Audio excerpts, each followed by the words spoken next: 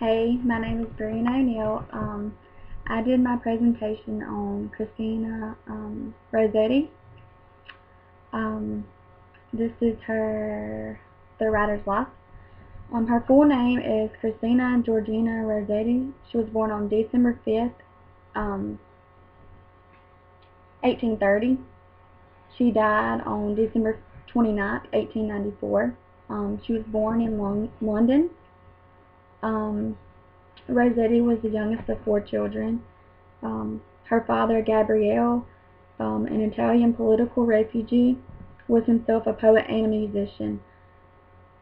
Her mother, of half Italian parentage, wrote a popular book on Dante, and her older brother, Dante Gabriele, became a noted poet and a leader of the pre-Raphaelite Brotherhood.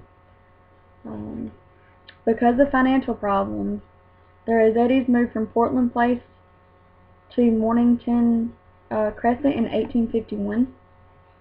For Miss Rossetti and Christina to open a small day school for children. This provided most of their financial base for the family.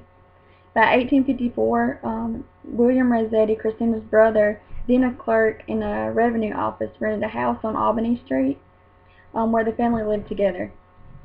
After Mr. Rossetti died in that year, Miss Rossetti and the children lived on their own until 1867, and it was only because of William's marriage to Lucy Brown in 1874 that Mrs. Rossetti and Christina moved to Torrington Square.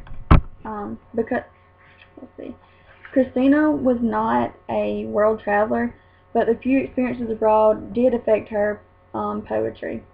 She went abroad twice, and they were both to Italy, once in 1861 and again in 1865.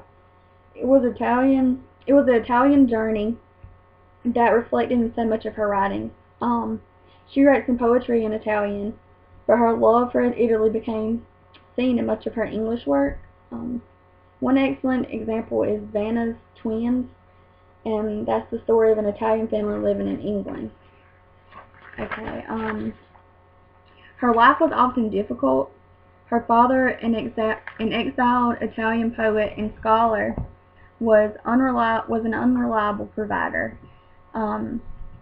Biographer Jane Marsh possessed that Christina was the victim of childhood sexual abuse by her father. For much of her adult life, she was almost totally dependent on her brother William Michael for financial support. During those years, she never went hungry or homeless, but she rarely had more than a few shillings of disposable income to her name. Even when her poetry began to attract publishers, it earned her a relatively small income. Little is known for sure about her romantic life, but it seems that at least twice her marital hopes were disappointed. Religion proved to be at less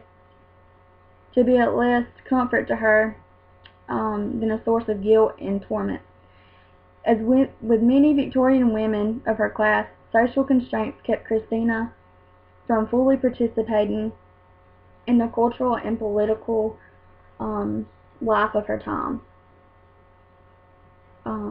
This would have been frustrating for anyone, but it must have been especially so for the sister of Dante, Gabriele Rossetti, whose lifestyle was unbridled and hesitant, as Christina was quiet and tame. She was frequently in the company of some of the most notorious men of the era, and yet she required to maintain the deportment of a good Christian gentlewoman at all times.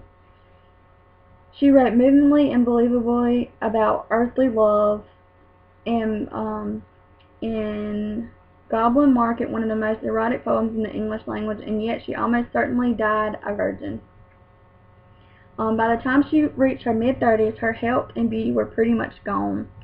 She was likely a sufferer of what we now call clinical depression, and at times she seemed to have slipped into an even more severe state of mental illness. She died slowly and painfully of breast cancer at the age of 64. Neighbors recall her screaming out of her agony in the dark final nights of her life.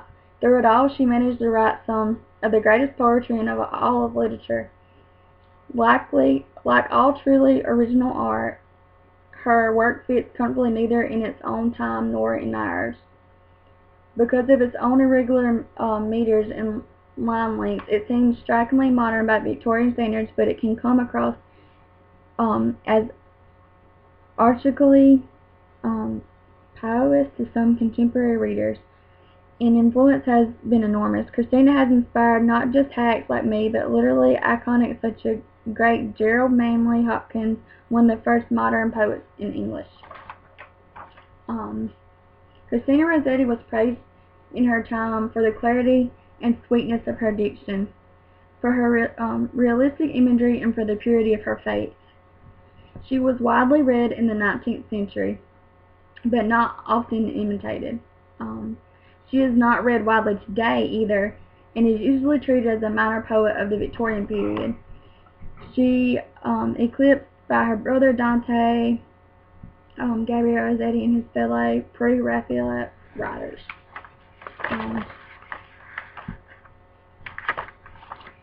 In 1862, after having gained much attention through the poems in the Germ, Rossetti published a volume titled Goblin Market and Other Poems.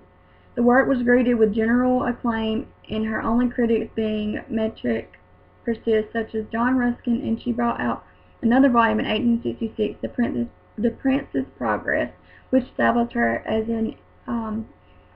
as England's greatest living woman poet since Elizabeth Barrett Browning, and died in 1861. Although Christina was sickly in her youth, it was in 1871 when she became seriously ill with Dr. Graves' disease, which brought many periods of depression. Now she adopted the role of recluse. During these years of severe illness, she experienced several unpleasant events. Her sister Maria died in 1876. In 1877, she and her mother began to miserably nurse Dante Gabriel through 5 years of psychotic depression. In 1886, her mother died. In the midst of all the suffering, Rossetti continued to write. Her third member of the old pre-Raphaelite culture, she continued to enjoy the admiration of younger writers such as Theodore White Staunton and Edmund Gosse. Between 1879 and 1892, she published 5 volumes of spiritual meditations. In May 1892, Christina submitted to an operation for cancer, another Rossetti to be a victim of that disease. The operation was not successful. The cancer reappeared in a few months, and after considerable suffering, she died on December 29, 1894. And some of her bodies of work is, some of the nonfiction is Anus, Domini, 1874, Seek and Find, 1879, Called to be Saints, 1881, Letter and Spirit, 1882, Time Flies, 1885, The Face of the Deep, 1892, Maud, 1897. Some of her poetry is Verses, 1847, which is one of her most popular works. Goblin Market, 1862, The Prince's Progress, 1866, Sing Song, 1872, A Pageant, 1881, Verses, 1893, New Poems, 1896. Some of her short stories, her short fiction, Commonplace, 1870, Speaking Likeness, 1874. Her first book was published in 1847. She was 17. Was a collection of poems privately printed by her grandfather. He was a writer also. The volume titled Verses contains 66 pages of poems written by Rossetti between the ages of 12 and 16. The longest place in the volume was the Dead City. Christina Rossetti, often thought of as a religious poet, actually became the major woman poet of mid-Victorian England. Her only true competitor was Elizabeth Barrett Browning, and she died a few months before Rossetti's Goblin Market.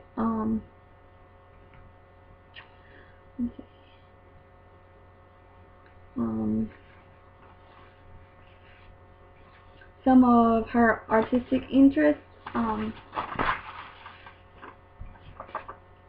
Christina Rossetti has a Christian nature. Rossetti sat as a model for her brother. Rossetti's strong visual imagination aligns her with pre-Raphaelite interest in painting.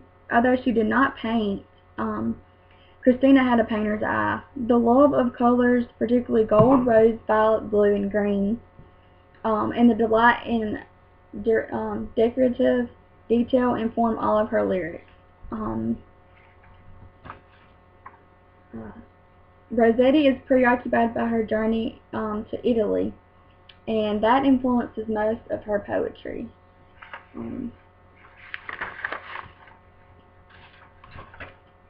And that is all I have for Christina Rossetti. Thank you for watching my presentation.